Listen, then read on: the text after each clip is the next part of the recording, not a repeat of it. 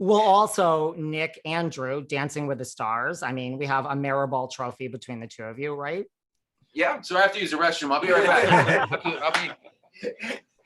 No, I mean, I think, we've always kind of been open to exploring new opportunities and putting ourselves out there and trying new things. At least that's my excuse. I don't know what Nick's excuse is. He knew exactly what he was signing up for. It was an incredibly short-sighted decision that I'll have to live with the rest of my life. But Nick was a champion of the Masked Singer. We have 2 reality competition show champions in our group. Hey, by the way, only boy banders to win either competition. Just saying. Really? While we're talking about records. Really? Yeah. Another record. I did not know that either. I mean, I've watched all of it, but I haven't really done. Interesting. Okay.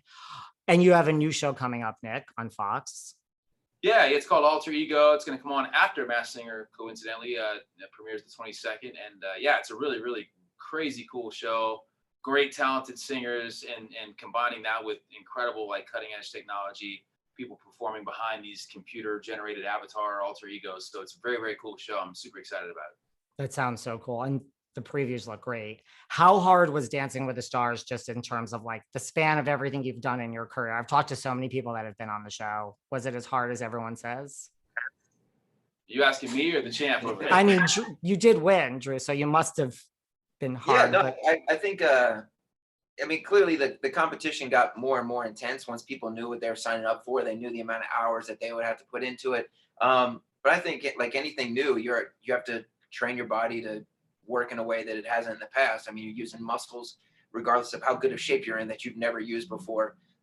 So yeah, I mean, it's pretty rigorous. But it's a lot of fun too. Once you get the adrenaline of that live show too, when you hear that theme song kick in, it's a lot of fun to be a part of as well. It was an absolute nightmare for me. I'm not gonna lie. When I heard the theme song kick in, I wanted to run out of the stage. Did Vanessa enjoy it at least a little more than you, Nick? Oh, way more.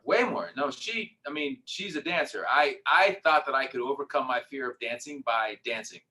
Same way I overcame my fear of sharks by learning how to scuba with Drew. I thought this was a way to kind of cathartically get, and it didn't work at all. No, it was absolutely horrifying for me. It was my worst nightmare. He's still in therapy. And it showed. Yeah. It showed. I didn't do well. So stay in your lane. That's what I learned out of that decision. Stay in your lane. Do what you do. Leave the other stuff to the other people. Stay in your lane. So I guess if there was, we have Big Brother, Survivor, all these all-stars. If there was going to be a Dancing with the Star all-stars where they're going to invite back people, even winners, would you guys do it again? They already did that. No. They did that. I guess it was season 15, and I did do it, and it wasn't successful. But now there's talk. I heard some talk that they might do it again. Well, I don't think they would. Drew and I are destined for the Amazing Race. If there was ever a sibling Amazing Race, we would kill that shit. I'm just saying.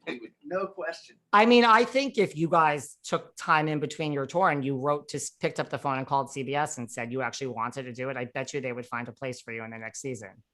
That's a great idea. I would love to see that because if I were to place a bet here in Vegas, I would bet on these 2 winning that. We'd be in traction for years after.